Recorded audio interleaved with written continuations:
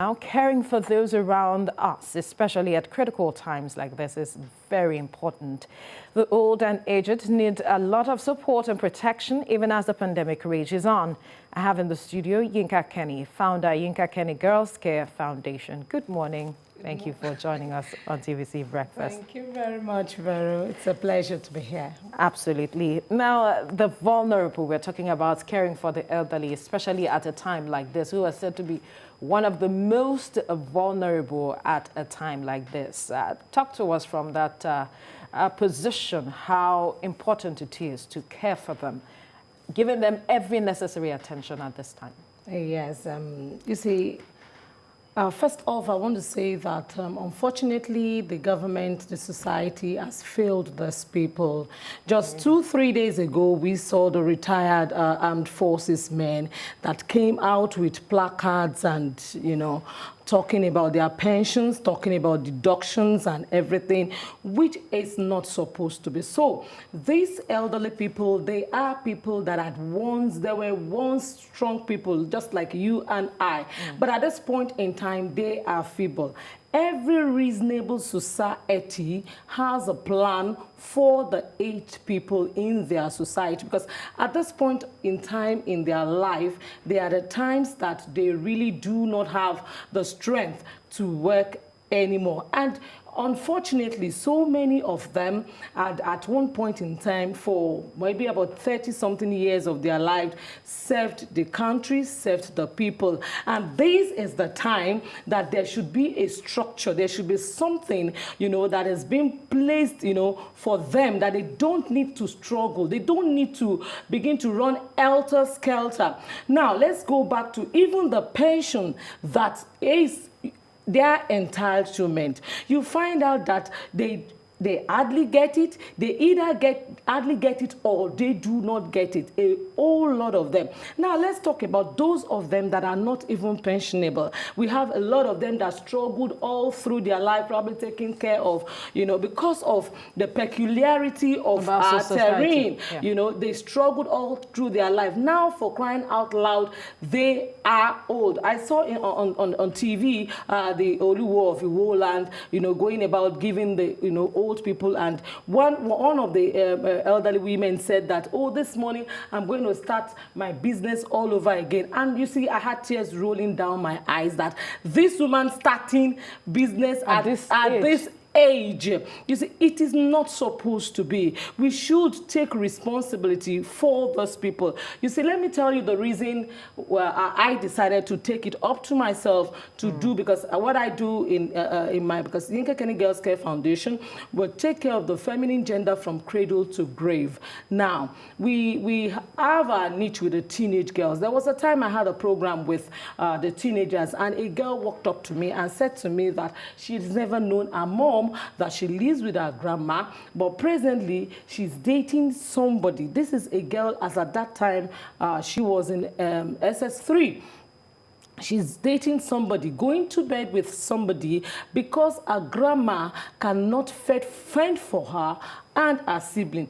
And she actually said that it was her grandma that actually introduced this person to her, you know, like a thing of, you know, go to bed with this person so that you can bring the money home. Now, if this grandma, if something was in place for probably her daughter had the girl and gave up the ghost or something, because the girl said actually her mother, she never met her mom. You see, and so the grandma has this responsibility to this child. But unfortunately, she's handicapped. Unfortunately, she's in a society that has nothing to offer her. Then everybody looks at her and say, why would she push her child to, you know, such an act, as bad as it is? You see, she's left with either to do this or we die of hunger.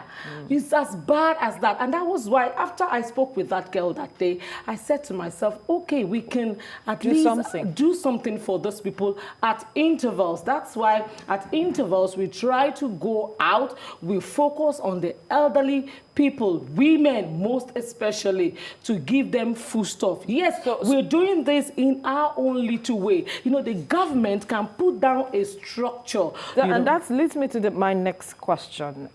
you are doing this now, and there is the need for support from what you have said. Exactly. What is the level of engagement with perhaps the government, not necessarily the federal government, the state government, which is closer to the people, and perhaps local governments as well? What is the level of engagement that you're having with them to perhaps look in this direction?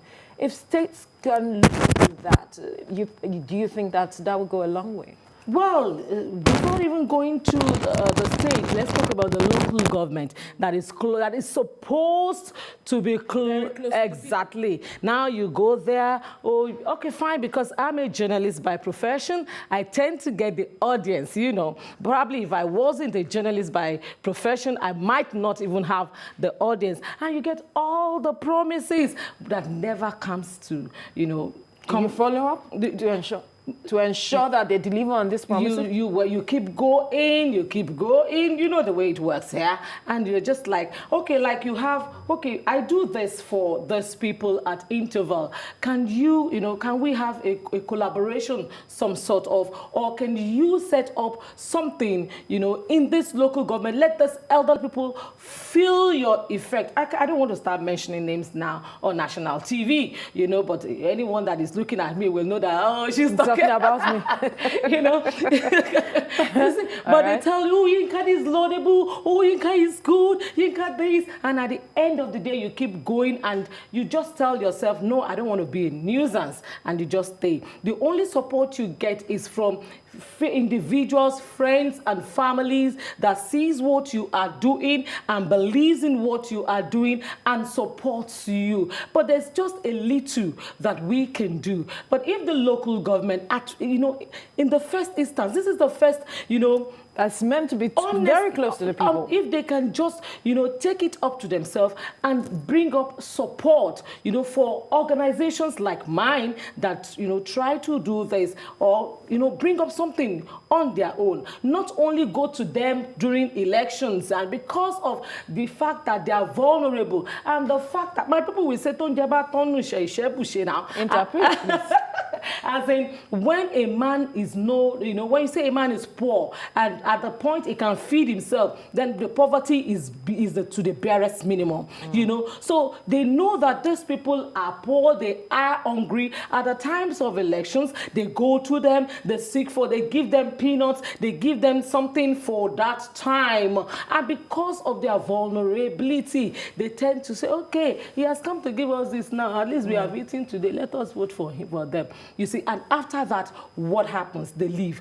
Now, let's even leave that aspect of, food and everything. At this age, these people, most of the times, they feel neglected. They need to But they are meant to have families, which some persons will say they should have families. Now, they should have families. You're talking about a generation of a woman that struggled all her life and to send her child to school, or could not even send her child to school. You know what the next generation will be. Maybe the next generation is there, walking on the street, trying to fend for him or herself and his own next generation. You know how the train, we're not talking about those that, have their mom and has one doctor and has one nurse. You understand what I'm talking about there. So it's a generation of the struggles. Exactly. And it goes on and on and on until probably, God help them, one of their generation, one of them just gets one breakthrough, which is 1 out of a million. That is what we are facing. And that is why you have a lot of teenage girls outside doing all what not. Because look, I have mingled with the people, down there. I can feel their pain. I feel their pulse. I know what they are going through. So beyond, you were going to say something about beyond feeding and perhaps monies. What are the critical issues that has to be dealt with? Their health care. They need health care. Look at COVID-19. They are the most vulnerable in our society. I have a mother. Yes, I have siblings that can take care of my mother, that we can say, don't go. If you leave that house, and do you understand? Don't go, don't visit us. No, because we can afford it. A lot of grandmas are there. They are even sick. They need health care. And there's a part I even want to mention. You tell them, the ones that want to get their pensions, you tell them, come and and update your data. And they get there and stay there from dawn to dusk. A lot of them, you're having to collapse and all that. You make them go through a lot of rigors, a lot of pressure, even at their age, for crying out loud. Let's begin, let the society, let Nigeria as a whole begin to, do something for those people so at least they can go to their grave happy. Very, very, very important. And looking at the fact that you have started this now, are you looking at collaborating with perhaps other organizations that are doing the same thing? With all pleasure.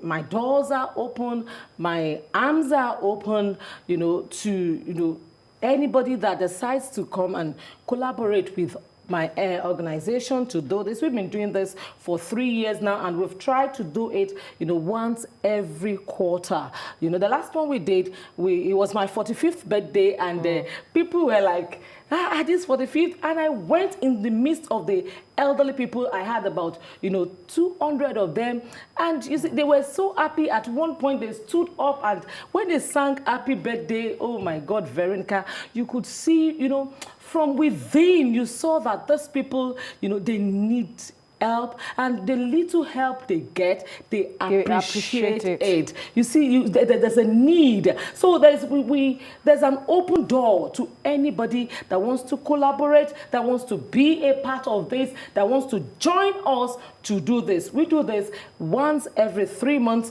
to cater for these elderly people. And I tell you, my people, they are emotional. I try to... So you are looking at expanding beyond Mushin. Let's try and touch more lives, make those people happy. Let's go a bit further, other than giving them food. Let's talk about their health care. Let's talk about, their accommodation. A lot of them, Veronica, do not have places to sleep. I did not say do not have good places to sleep. A whole lot of them sleeps at the marketplace. Right. You can take that to the bank. They sleep at the marketplace. They sleep outside early in the hours of the morning. They just pack and wrap all their things. And it's really a pathetic situation. A whole lot has to be done with regards to caring for the elderly in Nigeria. Yinka Kenny, founder Yinka Kenny Girls Care Foundation. Thank you for your time. Thank you, Veronica.